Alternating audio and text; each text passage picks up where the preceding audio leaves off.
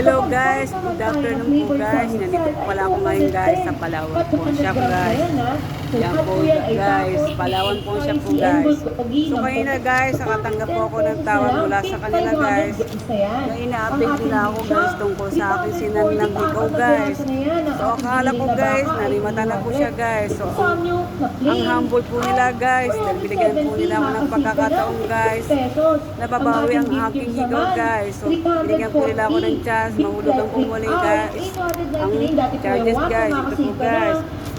So guys, kayo na po guys, tumawag sa akin guys, ang Palawan po shop guys. So ganun po sila kakahambol guys, nangihinayang naman daw sila guys, na maririmata yung aking alahas guys, aking higaw guys, kasi sabi niya sa akin guys, magandang klase raw po guys, sayang naman daw guys.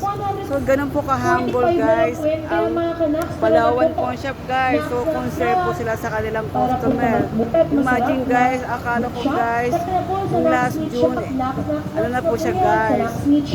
Wala na po siya guys. Akala ko po guys, narimata na po siya guys. So, napakasaya ko guys kasi binigyan nila po ng pagkakataon guys. Mabawi ko ang aking higaw balang araw guys pag ako nagkaroon ng pera guys. So ngayon guys, magbabawi po ako monthly guys.